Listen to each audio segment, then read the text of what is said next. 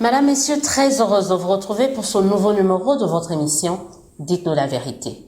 Le 26 novembre dernier, le président de la Commission électorale nationale indépendante a procédé enfin à la publication du calendrier électoral, assorti de quelques contraintes. Nous allons parler dans le cadre de cette émission. Dans l'entretemps, le lundi dernier, s'est ouvert à Nairobi le 3e round des pourparlers entre le gouvernement congolais et les différents groupes armés. À quel prix Kinshasa compte arracher la paix, surtout dans la partie est du pays.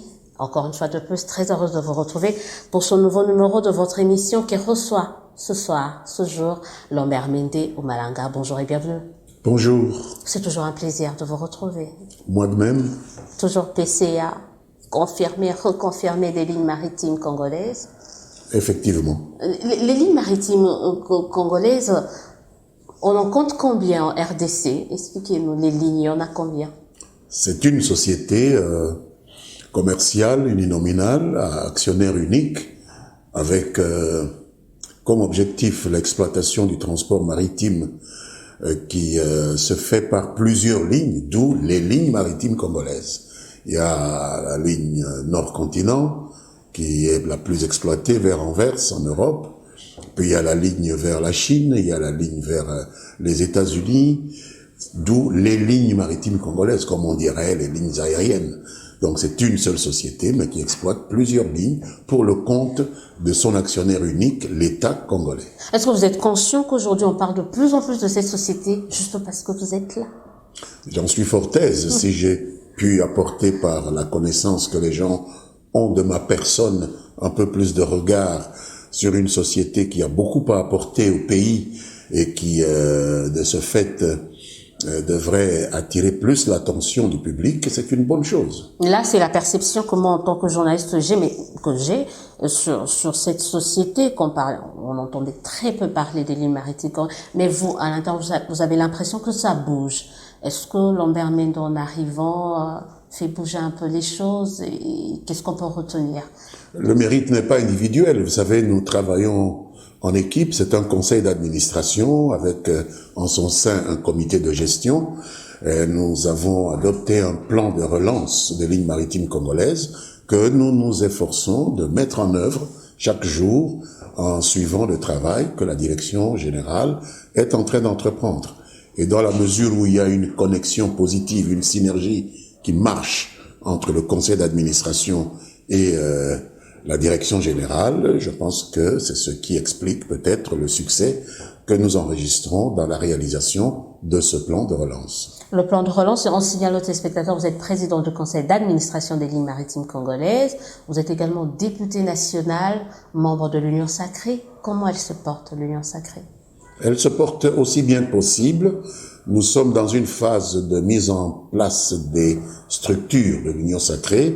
Ça nous a pris un peu plus de temps que nous ne l'aurions souhaité, mais il vaut mieux la fin d'une chose que son commencement. La mise en place des structures est en train de se terminer. Je pense que très bientôt, la haute autorité de cette Union Sacrée va devoir annoncer au public congolais comment se mettent en place les structures qui vont conduire cette méga plateforme qui est aujourd'hui majoritaire aussi bien à l'Assemblée nationale qu'au Sénat. D'abord, il y a quand même des députés, des velléités des députés révolutionnaires, on entend encore parler de ces gens-là.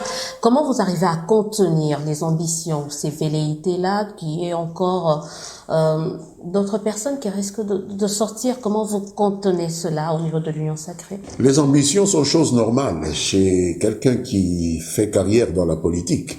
Le tout est de savoir comment canaliser ses ambitions dans la bonne direction. Vous avez parlé des révolutionnaires.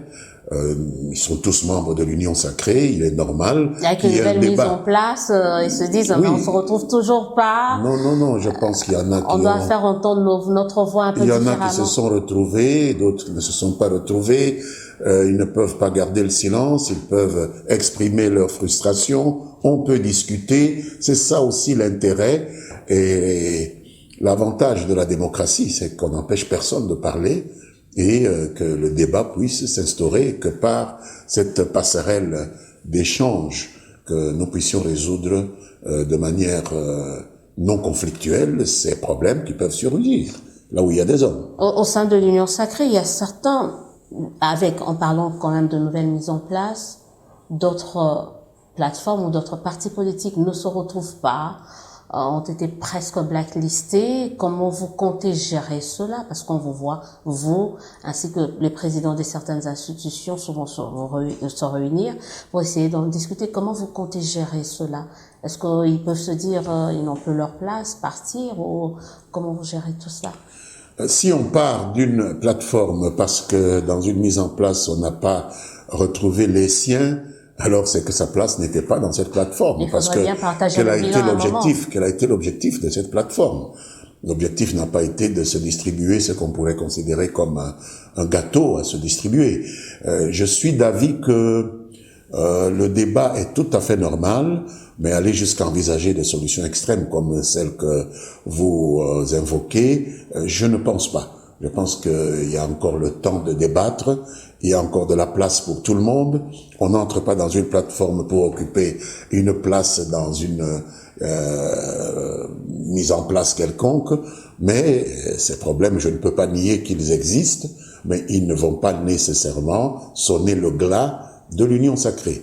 On en débat et on va continuer à en débattre. Et en tout état de cause, je ne connais pas de mise en place qui puisse se faire sans qu'il y ait quelque part des mécontentements. Ainsi est fait le monde.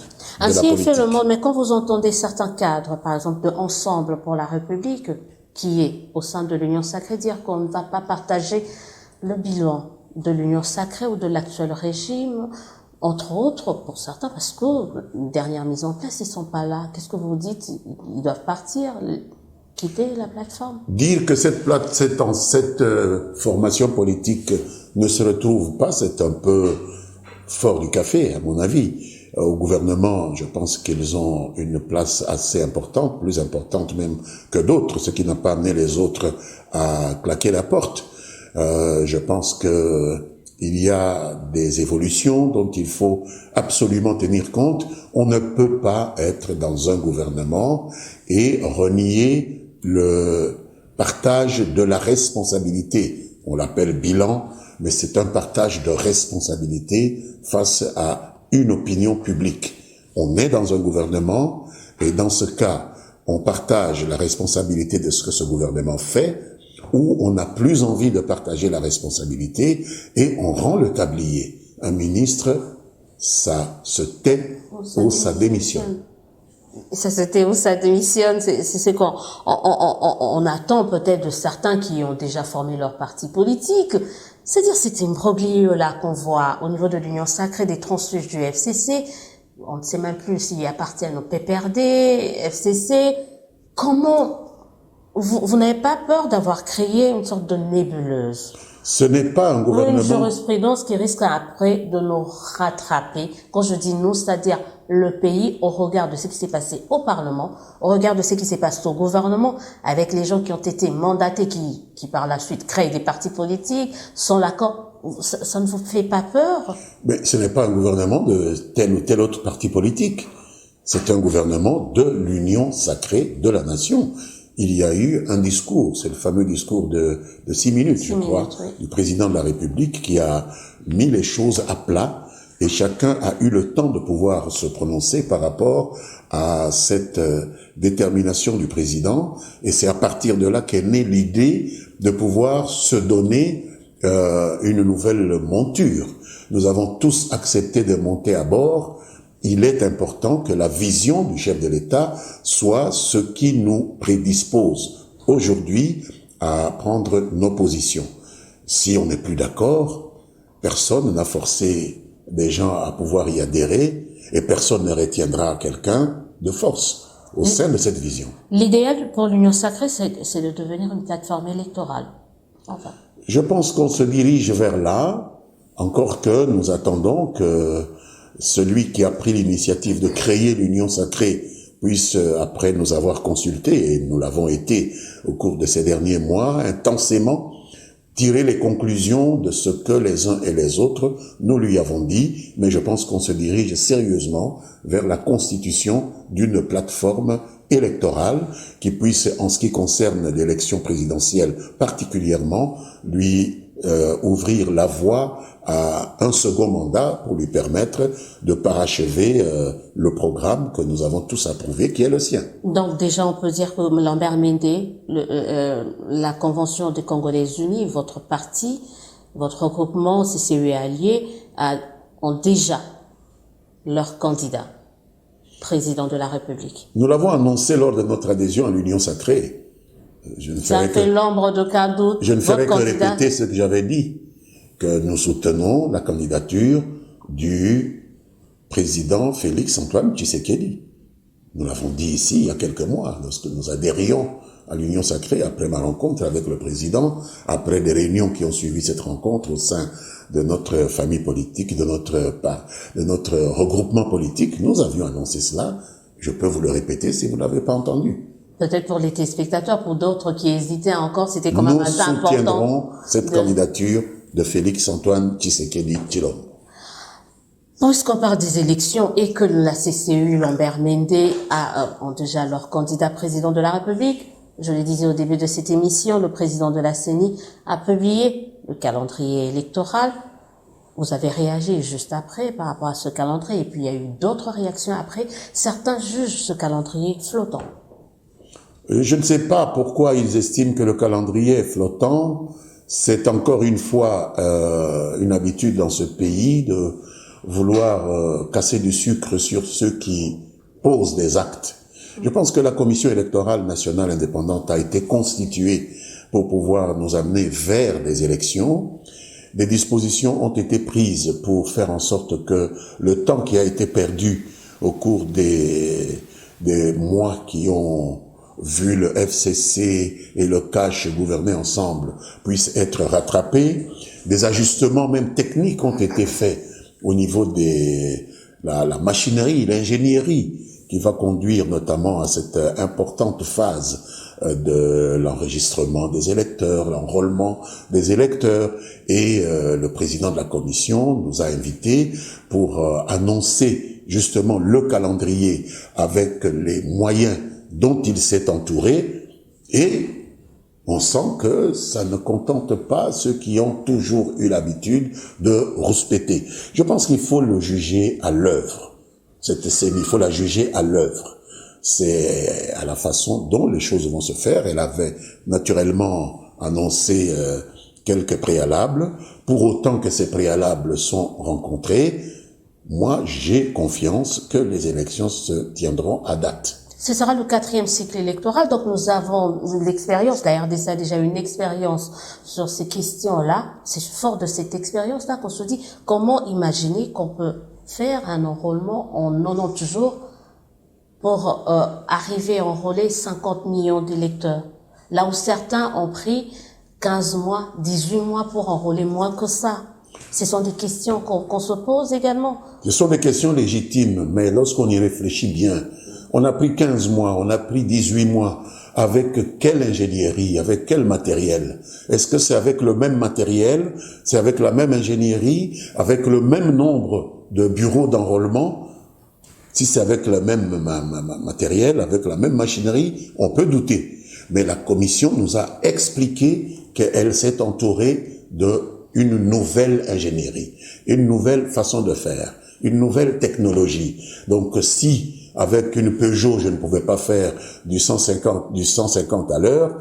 Si j'achète une Bentley ou une Rolls-Royce, je peux me permettre de dire que sur une bonne route, je peux faire du 150 à l'heure. Ce n'est pas la même machine, ce n'est pas la même ingénierie. Ce n'est pas les mêmes contraintes et peut-être les contraintes sont beaucoup plus dures actuellement qu'ils n'ont été dans les cycles passés. Je n'ai pas l'impression. Ce sont les mêmes contraintes, mais si l'ingénierie est différente, on peut surmonter ces contraintes. C'est ce qu'il nous a dit. Surmonter ces contraintes, certains disent, est-ce qu'on peut enrôler 555 000 personnes en une journée? En fait, c'est ça le calcul. Ça dépend de 555, faut pas, est-ce qu'on doit s'attendre on doit attendre, se rendre compte de l'évidence pour se rendre compte justement que ça ne marche pas. 555 000 personnes ne viennent pas dans un seul bureau pour se faire enrôler, madame. Ça dépend du nombre de bureaux d'enrôlement. Si vous avez multiplié le nombre de bureaux, si vous avez pu disposer d'un nombre de machines beaucoup plus important, oui, il est possible d'enrôler même 1 million de personnes en une journée. Pourquoi pas? Ça dépend du nombre de machines, de l'ingénierie que vous mettez en place. Pourquoi pas? Pourquoi cette espèce je dirais, optimisme, de pessimisme, de commande? Pourquoi ce pessimisme? Alors qu'on vous dit qu'il y a de nouvelles structures techniques qui ont été mises en place pour pouvoir absorber et faire en sorte que les 555 000 puissent être enrôlés dans un nombre plus élevé de bureaux de vote. Pas un seul bureau de vote ne sera distant de plus de 10 kilomètres d'un autre. Pas un seul bureau d'enrôlement ne sera distant d'un autre bureau d'enrôlement de plus de 10 kilomètres. Alors qu'on assistait la fois passée à des distances, comme chez moi, de 40 kilomètres, 50 kilomètres. Donc pourquoi pas espérer que 555 000 puissent se faire enrôler en une seule journée. Ça dépend du nombre de machines qu'on met à disposition et du nombre de personnes qu'on affecte à cette tâche d'enrôlement. Ceux que vous qualifiez de pessimistes sont en train de dire, en réagissant à la publication de ce calendrier, disent que c'est carrément, excusez-moi, passez-moi l'expression, c'est carrément une boule puante que vient de lâcher le président de la CENI parce qu'il refuse d'endosser le glissement. Des mots, rien que des mots. Je pense que c'est dans la pratique que nous verrons si cette ingénierie qu'il a été allé chercher en Corée du Sud et qu'on a adapté à cette nécessité de rattraper le temps perdu, va marcher ou ne marchera pas. Pour le reste, je pense que... Ça risque d'être un peu tard, c'est vrai, on est dans les si, on dit aussi, on attend, même si eux on sont, va eux également même eux sont dans les si. Alors je préfère être optimiste plutôt que pessimiste. On attend, quitte à se rendre compte de l'évidence qu'on est en retard. Non, je ne pense pas qu'il faille vraiment placer le curseur dans cette dynamique pessimiste. Je pense qu'il faut faire confiance en la Commission électorale nationale indépendante. Elle est la seule structure spécialisée pour nous organiser ces opérations préparatoires des élections, et tous ceux qui parlent ne le font qu'avec leurs sentiments, non pas objectivement. Quelles sont les données qui leur disent que c'est impossible d'enrôler 555 000 personnes dans un pays pour autant que on met à disposition toute la machinerie qui est indispensable pour cela? Qu'est-ce qui dit que c'est impossible? D'où est-ce qu'ils tirent cette certitude? Sinon dans leurs sentiments. Sinon dans leurs sentiments, je crois que cette fois-ci ça ne sera pas du sentiment, il y a le contexte, le climat sécuritaire dans la partie, surtout est du pays, sans parler, on parlera également de la partie ouest avec Kwamoun. Est-ce que le climat est propice? Est-ce que c'est pas indécent, comme c'est une question que j'ai eu à poser, que je poserai quand même à plusieurs acteurs politiques. Est-ce que c'est pas indécent de parler actuellement du processus électoral alors qu'il y a une bonne partie de notre pays qui est sous occupation, soit de rebelles, par des rebelles, soit par des armées étrangères? Mais ça fait 25 ans, 27, que notre pays fait l'objet de ces agressions intermittentes. Jamais nous n'avons organisé un cycle électoral sans que l'une ou l'autre partie du pays ne soit sous une pression de ce type-là. Dites-moi, en 2006, vous croyez qu'il n'y avait pas des espaces congolais qui étaient sous pression militaire? En 2011, en 2018, tout le temps, nous avons connu des problèmes, et même dans d'autres pays. Le Nigeria, il n'a jamais organisé des élections pendant que des provinces entières étaient occupées par des forces terroristes. Donc il ne faut pas brandir cet épouvantail. C'est pas antinomique de parler des élections et de la situation sécuritaire. On peut organiser des élections, d'autant plus que nous avons encore sous les yeux les efforts qui sont en train d'être faits pour ramener une sorte de normalité dans ces espaces qui sont perturbés et faire en sorte que les populations qui ont été déplacées puissent jouir de leurs droits de citoyens là où ils sont, dans les camps de déplacés. Ça aussi, la CENI l'a annoncé. Donc, mais nos vous pessimistes comprenez? n'insistent même pas là-dessus. Si, ils insistent, Il y a un vous problème, comprenez, le mais il n'est pas pessimisme. insoluble. L'enrôlement, qui est-ce qu'on va enrôler, tous ces Il y a un déplacés? problème. Est-ce qu'il n'y a pas cette crainte? Non, non, monsieur, la crainte est là, Bah oui. le problème existe, mais il n'est pas insoluble. Parce que nous avons affronté ce type de problème en 2006, en 2011 et en 2018. Alors il ne faut pas faire semblant que ce n'est qu'aujourd'hui que nous avons à faire face à ce problème d'insécurité pendant la période électorale. Le pessimiste continue, en tout cas ceux qui étaient vos alliés, vos partenaires d'hier, continue d'insister sur la nécessité d'un consensus. Le consensus est toujours indispensable. Mais le consensus part aussi de l'idée que les deux parties partagent une volonté commune d'arriver à une solution. Est-ce que c'est le cas? Je doute fort lorsque j'entends certains commentaires. Du genre, quel type de commentaires vous entendez et qui vous pousse à être pessimiste? Je dis bien qu'il faut de la volonté des deux camps. Le consensus, c'est une rencontre entre deux volontés. Il faut que les deux volontés puissent aboutir à l'idée que au Congo, la régularité de la consultation démocratique est un principe que nous ne pouvons plus contourner. Est-ce que tout le monde est de cet avis?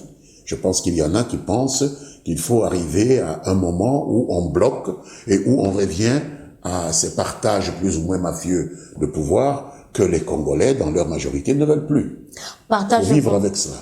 Partage de pouvoir, les Congolais n'en veulent plus, mais certains demandent assez que les différentes parties se retrouvent, se parlent, chose que l'actuel régime ne veut pas. Non, non, je n'ai pas, moi, la perception que l'actuel régime ne veut pas parler avec qui que ce soit. Sinon, il l'aurait fait quand même. Mais ça fait un temps, ça fait des mois que... Mais ça fait des mois qu'on appelle certains et qu'ils ne répondent pas à l'appel. Et ils s'amusent à aller dans les médias pour dire que il faut un consensus. Mais le consensus, c'est quoi? C'est répondre aussi à l'appel de celui avec qui vous ne partagez pas le même idéal. Hein?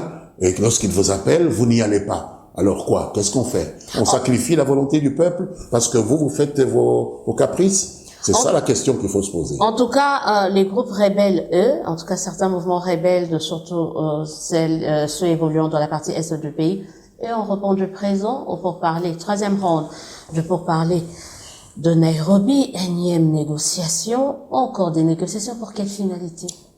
Il est tout à fait normal que le président de la République, dans sa responsabilité de garant de l'unité nationale, fasse un effort, réponde positivement à cet effort que ses pairs lui ont demandé de pouvoir parler avec ceux qui ont pris des armes contre leur pays et qui acceptent de les déposer. Qu'ils posent les problèmes sur la table, parce qu'une guerre, ça finit les mêmes toujours problèmes qu'ils par vont une poser, négociation. Hein. Ce sera pas oui, mais on trouvera des solutions. On trouvera des solutions et nous espérons que ces solutions seront pérennes. C'est ce que nous espérons. Qu'est-ce que tu sais? Il n'y a pas un moment où tout le monde sera d'accord sur tout. Dans aucun pays au monde. Même dans des vieilles démocraties, il y a toujours un moment où on peut se mettre d'accord sur l'essentiel. Nous, ce que nous ne voulons pas, c'est qu'on prenne des armes, qu'on tue nos frères et nos sœurs pour faire triompher une idée politique, alors qu'on peut discuter de cette idée sur une table de discussion, comme nous allons le faire, comme nous le faisons maintenant à Nairobi. Qu'est-ce que Tshisekedi doit faire que Kabila n'avait pas fait avec ses mouvements rebelles? Même s'il faut reprendre ce que Kabila a fait sans arriver jusqu'à la conclusion, c'est de la responsabilité de Félix Tshisekedi, qui est président de la République, de chercher la voie pour ramener la paix en République démocratique du Congo. Ce n'est qu'en désespoir de cause qu'on recourt aux armes.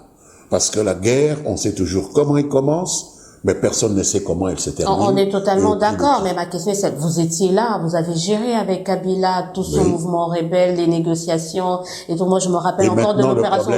Je dis, mais qu'est-ce que Tshisekedi maintenant là, au regard de ce qui s'est passé avec Kabila, qu'est-ce qu'il peut faire? Qu'est-ce qu'il peut donner? Allez, on va le dire. Quelle est la contrepartie que Tshisekedi peut donner à ce mouvement rebelle que Kabila n'a pas donné? Encore faut-il savoir si il s'agit du mouvement des mouvements rebelles comme tels. s'il ne s'agit pas de facteurs d'extranéité qui entrent en ligne de compte. Est-ce que nous avons en face de nous vraiment des mouvements rebelles? En tout cas, le M23 ne participe pas encore à ces négociations de Nairobi. Oui. Là, ce sont des mouvements rebelles reconnus comme mouvements congolais ici. Est-ce qu'ils ne subissent pas des influences extérieures? Alors, vous voulez quoi que le président... À l'époque de Kabila, il subissait des influences. Mais comment vous avez résolu et qu'est-ce qu'il faut Nous n'avons pas résolu le problème. C'est pourquoi le président Tshisekedi l'a hérité. Le problème n'a pas été résolu. Ah, vous êtes sincère, vous reconnaissez que Kabila n'a jamais résolu. Il n'a pas été résolu complètement. Tshisekedi a hérité de ce désordre qui est en réalité mis en œuvre par ceux qui convoitent nos richesses, qui vont au-delà même de ces petits pays autour de nous, qui sont à l'extérieur du pays, de l'Afrique même. C'est ceux-là qui posent problème.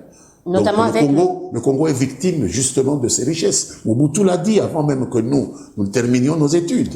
Il disait, il n'est pas facile d'être le Zaïre. Il l'a dit. Et c'est ce que nous vivons aujourd'hui. Et c'est ce que ceux qui viendront après nous vivront. D'où la nécessité de se doter d'une armée forte et dissuasive qui puisse faire réfléchir ceux qui croient qu'ils peuvent venir ici se servir sans contrepartie de nos ressources en utilisant certains de nos frères pour créer cette déstabilisation qui permet cette cueillette sans contrepartie de nos ressources. En tout cas, le mouvement rebelle qui pose le plus de problèmes, c'est le M23. Exact. Débouté en 2013 sous Kabila. Oui. Qui réapparaît maintenant. Comment vous expliquez cela? Et je repose ma question. Ils ont été comment un mouvement qui a été défait par Kabila à son époque peut aujourd'hui ressurgir de nulle part et faire autant de mal que de faire? Nulle part, non. De nulle part ou de quelque part. Ils ont été dormants au Rwanda. Et Cela vient de l'Ouganda, selon certaines informations. Que ce soit le Rwanda, que ce soit l'Ouganda, ils ont été dormants à l'Est, dans certains pays. Aujourd'hui, le Rwanda les a remis en mouvement. Et c'est ce que nous reprochons à notre voisin rwandais. Parce que le Rwanda, nous ne le changerons pas d'adresse. Mais le Rwanda doit savoir que nous non plus, nous ne changerons pas d'adresse. Nous serons toujours là. Le Rwanda sera toujours là. Et comme l'a dit le président à Luanda, je crois, c'est le ministre Lutundula qui l'a rappelé, notre continent n'a plus besoin de conquérants. On n'a plus besoin d'Adolf Hitler. On n'a plus besoin de Mussolini. On a besoin de gens qui construisent des passerelles entre les peuples en Afrique pour construire le développement et l'émergence. Là, ce sont les bonnes intentions, mais vous savez qu'entre États, il y a que des intérêts qui priment. Alors, s'il y a des gens... Non, c'est ça un peu, on nous reproche cette naïveté-là de penser que tout le monde est beau, tout le monde est bien, et qu'on peut vivre en paix, et après on se fait marcher dessus. En ce qui me concerne, je ne l'ai jamais pensé. J'ai toujours dit que nous sommes victimes de ces gens qui convoitent nos richesses et qui n'ont pas l'honnêteté de pouvoir faire du commerce avec nous. Le business, c'est le business. Tu prends, tu payes et tu prends. Mais ici, ils veulent prendre sans contrepartie, et j'ai toujours dénoncé cela. Comment se comporter face à ces gens-là? Ils sont pas tendres envers nous. Il faut une armée dissuasive. Il faut une armée capable de pouvoir leur faire entendre raison. Vous pensez que ces gens-là vont nous attendre, vont attendre à ce que la RDC puisse se réformer, restructurer son armée? Ils ne vont pas attendre parce qu'ils sont déjà chez nous. Voilà. Parce qu'ils nous attaquent. Quoi? Mais alors nous n'allons pas attendre qu'eux aussi aient pris notre pays pour nous donner les moyens de leur répondre. C'est pourquoi la réforme de l'armée doit se poursuivre sans attendre. La loi de programmation militaire, les recrutements. Personnellement, je viens d'envoyer 100 de jeunes de mon parti. C'est autant d'électeurs en moins dans l'armée. La semaine passée, nous avons organisé une cérémonie avec des listes de jeunes. Hein, des volontaires, bien sûr, qui vont à l'armée. Nous avons lancé cette campagne et nous créons un cadre pour les mettre à la disposition de l'armée. Et il faut que cela se multiplie un peu partout dans le pays, parce que ce pays a besoin d'une armée peut-être de 600 000, de 700 000, 800 000 hommes pour pouvoir le défendre et défendre ses ressources des convoitises qu'elle suscite dans le monde entier. Plus la quantité que la qualité, c'est aussi ça. Oui, même la quantité peut jouer, c'est important, même la quantité peut jouer. Actuellement, on retrouve sur le sol congolais plusieurs armées. On met de côté la MONUSCO, quand même, qui représentait déjà plusieurs nationalités venues de partout à travers le monde. Maintenant, c'est plusieurs armées africaines, le KSDF, les Uganda, les UPDF, tout ce monde en République démocratique du Congo, on a cédé une partie de la souveraineté de notre pays. Non, madame, on n'a pas cédé une partie de la souveraineté parce que lorsqu'une armée est dans notre pays pour soutenir les forces armées de la République démocratique du Congo à la demande du gouvernement de la République démocratique du Congo, je ne vois pas où est la cession de souveraineté. Il y a en Europe des forces de l'OTAN, des forces américaines qui sont en Belgique, qui sont en France, qui sont partout, qui sont en Belgique, qui sont en France, qui sont en Allemagne, sans que l'on parle de cession de souveraineté belge, allemande ou française aux États-Unis.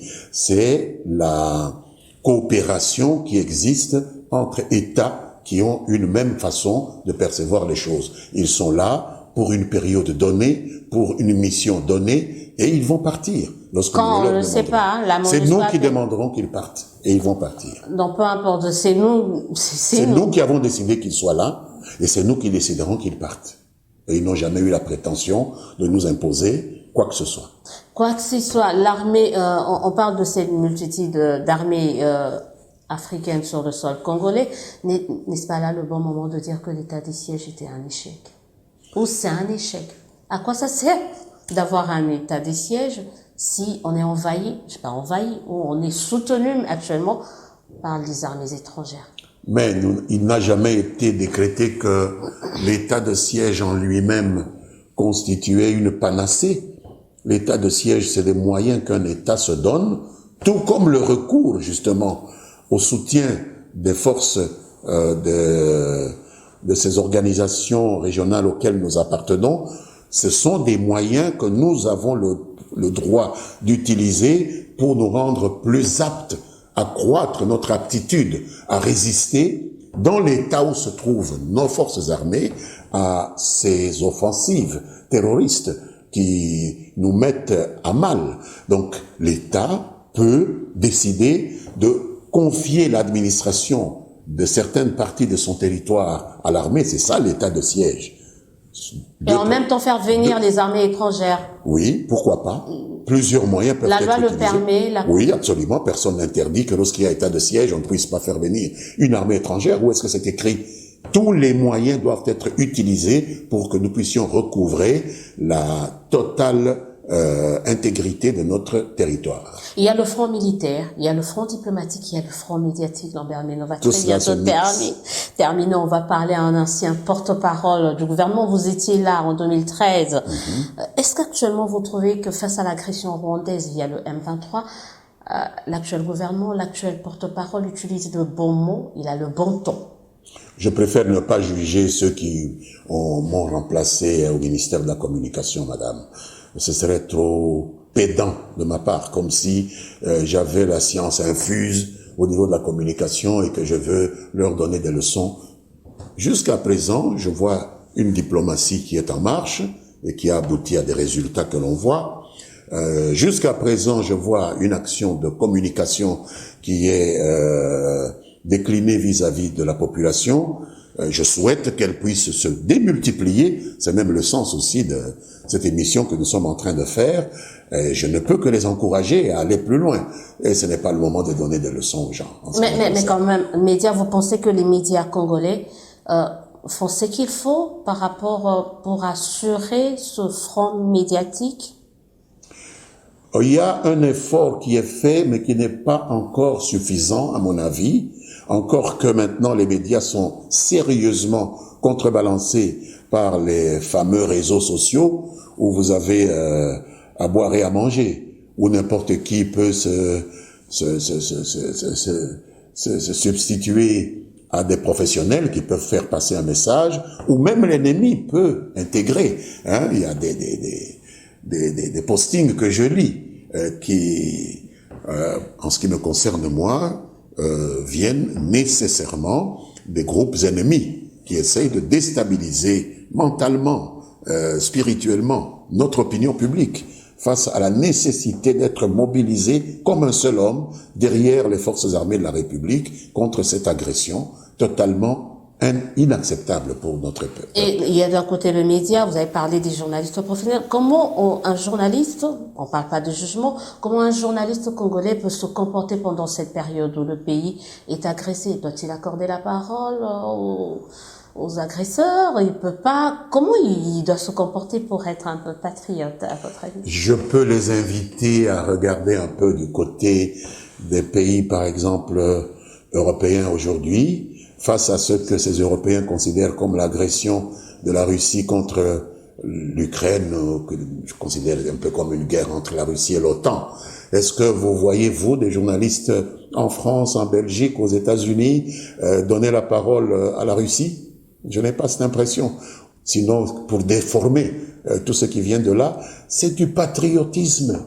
Cela s'appelle patriotisme, tout simplement. Le pays est agressé, il faut se mobiliser pour mettre fin à l'agression. On n'est pas en campagne électorale, on est en train d'essayer de résister à une agression militaire. C'est très important. Tant que les journalistes n'auront pas cette conscience-là, tous, je ne dis pas que tous se comportent mal, mais tant qu'ils n'auront pas cette conscience-là et qu'ils banalisent une agression et qu'ils en font, je ne sais pas, quelque chose de semblable à un match de football ou de volleyball, je pense que nous n'aurons pas cet apport que nous attendons de leur part en termes de sensibilisation et de mobilisation d'une opinion d'un pays victime d'une agression depuis plus d'un quart de siècle. Mais pendant ce temps, ce sera les médias étrangers qui vont s'y donner à cœur joie, donner la parole à nos détracteurs, que nous allons un peu relayer d'une manière ou d'une autre à travers nos questions, à travers des émissions. C'est aussi la difficulté que ressentent certains journalistes, moi y compris. On fait comment? Ben, je crois qu'il faut se mobiliser davantage, plus qu'on ne le fait aujourd'hui. Il faut ressentir cette agression contre ce pays comme une agression contre soi-même. Si on minimise cela et qu'on se dit que c'est une affaire des Nord-Kivusiens, que c'est une affaire des gens de l'Ituri, que ça ne me concerne pas, puisque je suis du Kwango, parce que je suis du Sankuru, parce que je suis du Haut-Katanga, je pense que l'ennemi trouvera toujours par où passer pour nous affaiblir davantage. Lambert Mende, merci d'avoir répondu à nos différentes questions. C'est moi. On se dit au revoir. À très très bientôt pour un nouveau numéro de votre émission. Dites-nous la vérité. En attendant, prenez soin de vous.